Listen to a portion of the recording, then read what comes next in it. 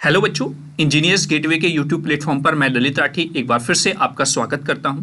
आज हम यहां पर बात करेंगे केवीएल केसीएल और कुछ इंपॉर्टेंट जो लॉ हैं जो इलेक्ट्रिकल सब्जेक्ट में न्यूमेरिकल्स को सॉल्व करने में यूज होते हैं। बेसिकली हम इलेक्ट्रिकल सब्जेक्ट में जो न्यूमेरिकल पोर्शन आपका होता है उसको यहां पर हम डिस्कस करेंगे। उससे पहले यानी कि न्यूमेरिकल पोर्शन को करने से पहले कुछ बेसिक रूल्स आपको पता होने चाहिए, क्योंकि आपको पता है मैथ्स एनालिसिस और नोडल एनालिसिस से डेफिनेटली दो न्यूमेरिकल आपको यूनिट फर्स्ट से देखने को मिलेंगे ही मिलेंगे, और उनको करने से पहले कुछ बेसिक रूल्स आपको पता होना चाहिए, बेसिक लॉज आपको पता होना चाहिए। तो आज की इस वीडियो में हम बात करेंगे किरचॉफ्स वोल्टेज लॉ और किरचॉफ्स करंट लॉ की। तो इस वीडियो का जो मुख्य उद्देश्य है वो केवीएल केसीएल के बेसिक कॉन्सेप्ट और साथ ही साथ करंट डिवीजन रूल और वोल्टेज डिवीजन रूल की भी हम यहां पर बात करेंगे, ताकि जो मैथ्स एनालिसिस और नोडल एनालिसिस पर आपका न्यूमेरिकल मोस्ट इंपॉर्टेंट है, पूछा ही जाना है पहली यूनिट से, वो आपका ना छूटे और बहुत अच्छे से आप उसको करके आए। वो हम मैथ्स एनालिसिस और नोडल एनालिसिस से कैसे आप क्वेश्चन सॉल्व करते हैं वो हम अगली वीडियो में डिस्कस करेंगे। इसमें हम पहले बेसिक लॉज के बारे में जान लेते हैं। तो क्या आपने कभी सोचा है कि आपके घरों में जो बिजली है या उसके उपकरण है वो कैसे काम करते हैं, या फिर किसी इलेक्ट्रिक डिवाइस में करंट या वोल्टेज कैसे डिस्ट्रीब्यूट होता है? तो बेसिकली इसी चीज को जानेंगे हम केवीएल केसीएल की हेल्प से। तो वीडियो को ध्यान से देखें, और अगर कोई भी आपका क्वेश्चन हो तो कमेंट बॉक्स में आप उसको कमेंट करके जरूर पूछें, और वीडियो अगर पसंद आए तो एट द एंड वीडियो को लाइक जरूर करें, और पहली बार अगर चैनल पर विजिट किए हैं तो चैनल को सब्सक्राइब भी कर लें, बेल आइकन को प्रेस कर लें, ताकि आने वाली महत्वपूर्ण वीडियोस के नोटिफिकेशंस आपको समय समय पर मिलते रहें। तो सबसे पहले हम यहाँ पर बात कर लेते हैं केसीएल की। तो बेसिकली केसीएल क्या होता है? केसीएल अगर मैं उसका स्टेटमेंट आपको बताऊं तो स्टेटमेंट क्या है कि किसी भी जंक्शन पर जो एल्जेब्रिक सम है करंट का, चाहे आने वाली करंट हो या जाने वाली करंट हो, उन सब का एल्जेब्रिक सम जीरो के इक्वल होता है। कैसे होता है देखिए, समझ लेते हैं। अगर मैं यहां पर कोई भी नोड बना लेता हूं या कोई भी जंक्शन बना लेता हूं, तो इस पे आने वाली करंट, सपोज हमारा कुछ इस तरीके का सिनेरियो यहां पर है, बहुत सारे यहां पर सेक्शन है जहां से कि आपका एक इस पर्टिकुलर पॉइंट पर आकर ये मिल रही है। तो मैंने मान लिया ये यहां पर एंटर करता है, ये भी आ रहा है, ये बाहर की तरफ जा रहा है एरो, ये अंदर की तरफ है एरो, ये बाहर की तरफ है एरो, ये बाहर की तरफ है एरो, और ये अंदर की तरफ है एरो। ये आप समझ गए। तो इस नोड पर ये एरो की हेल्प से आप समझ रहे होंगे, ये जो एरो है ये करंट को बता रहे हैं। तो अगर मैं कलर चेंज करके यहां पर करंट की वैल्यूज लिखूं, जैसे मैंने ये मान लिया I1 है, ये I2 है, ये I3 है, ये I4 है, ये I5 है, ये I6 है, और ये I7 है। तो ये हमारी करंट्स हैं। तो अब अकॉर्डिंग टू केसीएल अगर हम ध्यान से देखें तो केसीएल क्या कहता है बच्चों? केसीएल कहता है कि आने वाली करंट और जाने वाली करंट का अलजेब्रिक सम वो जीरो के इक्वल होगा। अगर मैं डायरेक्टली यहां पर इसका स्टेटमेंट लिखूं न्यूमेरिकल फॉर्म में, तो summation of I is equal to zero. अब जो आने वाली करंट है उसको हम प्लस ले लेते हैं, और जो जाने वाली करंट है उसको हम माइनस ले लेते हैं। तो अगर मैं इसको लिखूं इस डायग्राम की हेल्प से, तो ये हो जाएगा I1 प्लस I2, क्योंकि ये दोनों आ रही हैं नोड की तरफ है, और इससे बाहर निकल रहा है I3, तो माइनस I3, फिर अंदर आ रहा है I4, फिर बाहर की तरफ है I5 और I6। Is that clear? और फिर एंटर कर रहा है I7। तो ये आपका केसीएल हो जाएगा। ठीक है, यानी कि अगर किसी नोड पर किसी सर्किट के आपको इस तरीके का सिनेरियो देखने को मिलता है और उसमें आप केसीएल अप्लाई करना चाहते हैं, तो कुछ इस तरीके का आपका केसीएल लॉ हो जाएगा। आप इसको ऐसे भी लिख सकते हैं I1 plus I2 plus I4 plus I7, यानी कि जो प्लस वाले हैं आपको उन्होंने लेफ्ट साइड ही रोका, और जो माइनस वाले हैं आप उनको राइट साइड ले गए हैं। I3 प्लस I5 और प्लस I6। तो इस तरीके से ये आपका केसीएल हो जाता है, जो कि आपको लूप या मैश एनालिसिस से जब आप न्यूमेरिकल करेंगे उसकी बहुत ज्यादा आपको हेल्प वहां पर पड़ेगी। ठीक है, तो आई होप आप केसीएल को समझ गए होंगे, और जिस तरीके से मैंने एग्जांपल की हेल्प से आपको बताने की कोशिश की है वो भी आपको क्लियर हुआ होगा। क्लियर है? चलिए अब हम बात कर लेते हैं केवीएल की। नेक्स्ट स्लाइड में हम बात करेंगे केवीएल की। तो केवीएल क्या है? केवीएल है एक्चुअल में एक क्लोज्ड लूप या क्लोज सर्किट आप बोल लें, उसमें जो एल्जेब्रिक सम है इसका ऑल सोर्सेज वोल्टेज, जो हर एक सोर्स से वोल्टेज है must be equal to the किसके algebraic sum of all the voltage drops, जो वोल्टेज ड्रॉप उस पूरे सर्किट में हो रही हैं उनके सम के इक्वल होगा। Is that clear? चलिए इसको भी हम एक एग्जाम्पल की हेल्प से समझने की कोशिश करते हैं। देखिए कैसे, मैं एक यहाँ पर एग्जाम्पल ले लेता हूँ। सपोज ये एक रजिस्टर लगा हुआ है यहाँ पर सर्किट में, वहीं पर एक वोल्टेज सोर्स यहाँ पर लगा हुआ है, लुक्स लाइक दैट। फिर एक रजिस्टर यहाँ पर लगा हुआ है कुछ इस तरीके से, एक रजिस्टर आपका कुछ इस तरीके से लगा हुआ है, और फिर आपका यहाँ पर एक और वोल्टेज सोर्स यहाँ पर देखने को आपको मिल रहा होगा। तो कुछ इस तरीके का आपका एक सर्किट है जिसमें हम केवीएल को समझने की कोशिश करेंगे। हमने मान लिया ये V1 है, इधर हमने मान लिया है V2 है, ये आपका R1 रजिस्टर है, ये R2 रजिस्टर है, या इसको R3 मान लेते हैं, ये R2 रजिस्टर है। ठीक है, अब देखिए हम यहां से इस वोल्टेज सोर्स से ऑब्वियसली बात है करंट फ्लो होगी, हमने करंट की डायरेक्शन मान ली है, ये है, और ये I1 हो जाएगा।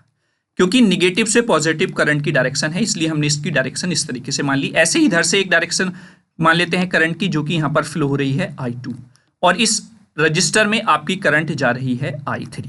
Is that clear? और अगर आप ध्यान से देखें तो यहाँ पर एक नोड बन रहा है, क्लियर है? अब इस नोड पर अगर आप KCL अप्लाई करें, जो अभी हमने पीछे पढ़ा है, तो यहां पर क्या देखने को मिल रहा है, इस नोड की तरफ I1 आ रहा है और इस नोड से बाहर की तरफ इधर I3 जा रहा है और इस नोड पर I2 भी आ रहा है। तो according to KCL I1 plus I2 जो कि इक्वल हो जाएगा किसके, I3 के। या फिर जैसे हमने लिखा था KCL में, तो I1 आ रहा है, I3 जा रहा है तो माइनस हो जाएगा, फिर I2 भी आ रहा है तो ये प्लस हो जाएगा। इस तरीके से भी आप लिख सकते हैं, समझ गए? तो इस नोड पर हमने क्या अप्लाई कर दिया है, हमने KCL अप्लाई करा है, तो ये आपको यहां पर देखने को मिलेगा। लेकिन हमें KVL समझना है, तो KVL के लिए हम क्या करेंगे, हम लूप मान लेंगे। लूप मतलब जो क्लोज्ड है, जैसे आप यहां पर देख रहे हैं, हम इस वाले पॉइंट से अगर चलना स्टार्ट करते हैं तो हम ऐसे आएंगे R3 की हेल्प से, और ऐसे जाएंगे हम V1 की हेल्प से, फिर यहीं पर आ जाएंगे, तो ये एक क्लोज लूप हो गया है। तो ये एक लूप 1 हो जाएगा। ऐसे ही यहां पर आप देख रहे होंगे एक लूप ये हो जाएगा, यानी कि ये लूप 2 हो जाएगा। तो आपको लूप 1 और लूप 2 दोनों में KVL अप्लाई करना है। तो चलिए मैं कलर चेंज कर लेता हूं बच्चों यहां पर, और कलर चेंज करके देखते हैं क्या होगा। देखिए सबसे पहले हम अप्लाई करेंगे यहां पर apply KVL at loop first. देखिए ये रूल्स अगर आप बहुत अच्छे से समझ गए तो मैं डेफिनेटली आपको कह सकता हूं कि आप लूप या मैश एनालिसिस और जो नोडल एनालिसिस है उसमें गलती नहीं करेंगे। तो इन लॉज को, इन रूल्स को बहुत अच्छे से आप समझ के चलेंगे। Is that clear? चलिए, तो इससे पहले आप देख रहे हैं यहां पर रजिस्टर है बेटा हमारा। तो रजिस्टर में एक कॉन्सेप्ट आपको ध्यान रखना है कि कहां पर आपको साइन लेना है, किस तरीके से आपको साइन को लेकर चलना है। देखिए रजिस्टर में कोई पॉजिटिव निगेटिव तो होता नहीं है, तो हमें उसको मानना पड़ेगा। सपोज रजिस्टर में करंट इधर से आ रही है और इधर से बाहर निकल रही है, तो जो करंट जहां पर एंटर कर रही है उस टर्मिनल को आप पॉजिटिव मान लीजिए, और जहां से निकल रही है उस टर्मिनल को निगेटिव मान लीजिए। बस इस कॉन्सेप्ट को आपको रजिस्टर को लेकर ध्यान में रखना है। मतलब जहां पर करंट एंटर कर रही है वो पॉजिटिव टर्मिनल, और रजिस्टर के जिस टर्मिनल पर निकल रही है करंट वो negative terminal. Is that clear? तो उसी कॉन्सेप्ट को ध्यान में रखते हुए करंट I1 इधर से एंटर कर रही है तो ये प्लस हो जाएगा, ये माइनस हो जाएगा। I3 इस रजिस्टर में एंटर कर रही है इधर से, तो ये प्लस है, ये माइनस है। Is that clear? अब दूसरी तरफ आते हैं, यहां पर I2 बेटा इधर से एंटर कर रही है तो ये प्लस, ये माइनस। अब यहां पर ये जो I2 है ये भी इधर से ही एंटर कर रही है R3 में, तो इसके लिए भी ये प्लस हो जाएगा, ये माइनस हो जाएगा। क्लियर हो गया? तो आई होप ये जो साइन है रजिस्टर पर किस तरीके से आपको लगाने हैं ये आपको क्लियर हो गए होंगे। चलिए अब आते हैं हम अपने लूप पर। तो जब हम KVL अप्लाई करेंगे लूप फर्स्ट पर, तो हम शुरुआत करेंगे कहां से, किसी एक पॉइंट से। हमने यहां से स्टार्ट किया, तो ये क्योंकि हम वोल्टेज की बात कर रहे हैं, वोल्टेज ड्रॉप की बात कर रहे हैं, तो यहां पर इसके अक्रॉस कुछ वोल्टेज ड्रॉप होगा, और हमें ओम्स लॉ पता है V = IR होता है। तो इसमें करंट भी फ्लो हो रही है और इसका रेजिस्टेंस भी है। तो यहां पर क्या हो जाएगा, देखिए प्लस से एंटर हुई, माइनस से निकल रही है, एग्जिस्ट हो रही है। तो जहां से करंट एग्जिस्ट हो रही है वो साइन हम लेकर चलेंगे। तो यहां पर हो जाएगा -I1, और किस रजिस्टर में फ्लो हुई, R1 में। तो ये वोल्टेज हो गई इसके अक्रॉस। वहीं पर आगे अगर हम चलें I3 करंट की बात करें, तो I3 जो है बेटा यहां पर प्लस से एंटर हुई, माइनस से निकल रही है। तो यहां पर भी आप माइनस लेंगे। I3 किस में फ्लो हो रही है, R3 में। Is that clear? चलिए आगे, जब हम आगे चले तो यहां पर ये जो वोल्टेज सोर्स लगा हुआ है इसका प्लस ये होता है माइनस ये, तो करंट आपकी कैसे जा रही है बच्चा? ऐसे एंटर हुई निगेटिव से, निकल कहां से रही है? पॉजिटिव से, तो इसलिए V1 पॉजिटिव का रहेगा। Is that clear? ये हो गया 0 के इक्वल। ये आपका क्या है? वोल्टेज लॉ है, ठीक है, जो हमने केवीएल अप्लाई किया लूप फर्स्ट में। अब अगर आप ध्यान से देखें, जो हमने यहां पर केसीएल अप्लाई किया था, तो यहां पर आपको I3 कुछ मिल रहा है। I3 है आपका I1 प्लस I2, तो आप रिप्लेस कर सकते हैं यहां पर I3 को I1 और I2 से। तो I1 R1 minus I1 plus I2 और बाहर हो जाएगा आपका R3 plus V1 is equal to 0। ये हो गया पहले लूप के लिए इक्वेशन। ऐसे ही आप लूप सेकंड में अप्लाई करेंगे, ठीक है। देखिए लूप सेकंड में जब आप अप्लाई करेंगे, apply KVL at loop second. जब आप लूप सेकंड की बात करेंगे तो लूप सेकंड में अगर आप ध्यान से देखें तो बेटा करंट कहां से आ रही है? I2 प्लस से निगेटिव की तरफ जा रही है, तो माइनस I2 किस में फ्लो हो रही है? R2 में, ठीक है, क्लियर हुआ। फिर ऐसे ही आपका प्लस से एंटर होकर माइनस में निकल रही है I3, तो I3 और इधर हो जाएगा R3 रजिस्टर। फिर इधर अगर हम आगे चलें तो कुछ करंट आपका ऐसे जा रहा है, तो प्लस से माइनस से प्लस जा रही है, तो V2 जो है वो भी क्या हो जाएगा? प्लस का हो जाएगा और इज इक्वल टू 0 हो जाएगा, ठीक है। आप यहां पर भी वैल्यू पुट कर सकते हैं I3 की, I2 R2 minus I1 plus I2 और ये बाहर हो जाएगा R3 plus V2 is equal to 0। देखिए जब आपने करंट जो है एंटी क्लॉकवाइज ली है, तब आपका लूप सेकंड में केवीएल कुछ इस तरीके से लगेगा। अगर आप क्लॉकवाइज मान के चलें, है ना, क्लॉकवाइज अगर आप चलते हैं तो क्लॉकवाइज भी आप अगर केवीएल अप्लाई करना चाहें तो वो भी हो जाएगा। किस तरीके से होगा? देखिए यहां पर जब आप क्लॉकवाइज लेंगे तो देखो बेटा निगेटिव से पॉजिटिव जा रही है, तो ये पॉजिटिव हो जाएगा I2 R2। Is that clear? फिर अगर आप वोल्टेज सोर्स को देखें तो पॉजिटिव से निगेटिव है, तो माइनस V2 आपको देखने को मिलेगा।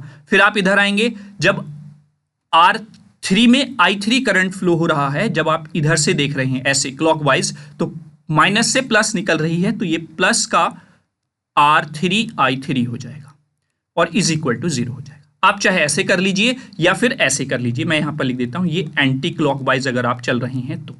देखिए आपने डायरेक्शन किस तरीके से ली है इसका मैटर नहीं करेगा, बस आपके रिजल्ट पर माइनस प्लस साइन आ जाएगा। अगर आपने वही डायरेक्शन ली है जिसमें करंट फ्लो हो रहा है तो प्लस में वैल्यू आ जाएगी, और अगर अपोजिट डायरेक्शन में करंट फ्लो होनी थी, आपने डायरेक्शन उल्टा ले लिया था, तो आंसर निगेटिव में आ जाएगा। बस इतना इफेक्ट आपको देखने को मिलेगा। अगर आप यहां पर वैल्यूज पुट कर देंगे तो I2 R2 माइनस V2 और प्लस I1 प्लस I2 रख देंगे I3 की जगह पर, और R3 यहां पर मल्टीप्लाई में इज इक्वल टू 0। देख लीजिए दोनों रिजल्ट जो है वो सेम है। भाई इसको आप इन दोनों टर्म्स को इधर ले आओ तो ये प्लस की हो जाएंगी, इसको इधर ले जाओ तो ये प्लस का हो जाएगा। ऑब्वियसली बात है, तो ये आपका केवीएल हो जाएगा। इस तरीके से आपको केवीएल को अप्लाई करना है अपने सर्किट में। जो भी डायग्राम आपको दिया होगा उसमें आप अप्लाई कर देंगे केवीएल, और इस तरीके से आपको इक्वेशन मिल जाएगी। सॉल्व आउट करके आप करंट्स की वैल्यू निकाल लेंगे, और जहां पर भी जिसके अक्रॉस वोल्टेज पूछी है वो फिर आप वो वोल्टेज वहां से फाइंड आउट कर लेंगे। Is that clear? I hope आप केवीएल भी समझ गए होंगे। क्लियर है? चलिए अब आगे हम बात करते हैं नेक्स्ट इंपॉर्टेंट रूल की, जो कि है current division rule. Current division rule तब आपका लगेगा जब आपकी करंट दो पार्ट में कहीं ना कहीं सर्किट में डिवाइड हो रही है। जैसे कि अगर मैं यहां पर ले लेता हूं, दो नहीं मतलब आपकी 3 4 5 कितने भी पार्ट में अगर डिवाइड हो रही है, तो आपका वहां पर करंट डिवीजन रूल लग जाएगा। देखिए यहां पर आई करंट आया और यहां से आई करंट निकलेगा, लेकिन यहां पर अगर आप ध्यान से देखें, मैं कलर चेंज कर लेता हूं, एक करंट यहां पर जा रही है जिसको I1 मान लिया है, एक करंट यहां पर जा रही है जिसको I2 मान लिया है। ये रजिस्टर R1 है, ये रजिस्टर R2। तो अगर यहां पर हम करंट डिवीजन रूल लगाएं और I1 और I2 की वैल्यू सेपरेटली निकालना चाहें, तो उसका सीधा सा एक फॉर्मूला है, वो आप ध्यान रखें। I1 करंट अगर आप निकाल रहे हैं तो टोटल करंट कितना है, और जिस करंट को आप निकाल रहे हैं उससे दूसरे वाले रेजिस्टेंस की वैल्यू आप ऊपर लिखेंगे, और नीचे आपके दोनों रेजिस्टेंस की वैल्यू आ जाएगी। सिंपल, ठीक है। वैसे ही जब आप I2 निकालेंगे बच्चों, तो I2 में टोटल करंट कितना है पूरा, और I2 से अलग जो रजिस्टर कनेक्ट है वो है आपका R1 और अपॉन में R1 प्लस R2। बस ये है आपका करंट डिवीजन रूल, ये आपको ध्यान रखना है, ठीक है। इसके बाद अगर मैं बात करूं वोल्टेज डिवीजन रूल की, तो वोल्टेज डिवीजन रूल भी कुछ इसी तरीके से रहेगा। अगर मैं सर्किट बना लेता हूं यहां पर, तो कुछ इस तरीके से आपका रहेगा वोल्टेज डिवीजन रूल। यहां पर आपकी जो वोल्टेज ड्रॉप है वो अक्रॉस द सर्किट, आपका जब सीरीज में आपके कंपोनेंट्स कनेक्ट होंगे वहां पर कितना वोल्टेज का ड्रॉप हो रहा है वो हर एक कंपोनेंट में वो यहां पर बताता है। टोटल सोर्स आपका लगा हुआ है V, कुछ इस तरीके से, ठीक है। ये आपका R1 है, ये R2 है और ये R3, ये B वोल्टेज सोर्स आपका लगा हुआ है। इसके अक्रॉस जो वोल्टेज ड्रॉप है वो V1 है, इसके अक्रॉस V2 है और इसके अक्रॉस V3 हो जाता है। Is that clear? तो अगर आप V1, V2, V3 की वैल्यू निकालें यहां से, तो यहां से सिंपल आपका V1 हो जाएगा इज इक्वल टू कितना वोल्टेज है टोटल, किस रेजिस्टेंस के अक्रॉस निकाल रहे हैं वो हो जाएगा अपॉन में सारे रेजिस्टेंस का सम R1 plus R2 plus R3। Is that clear?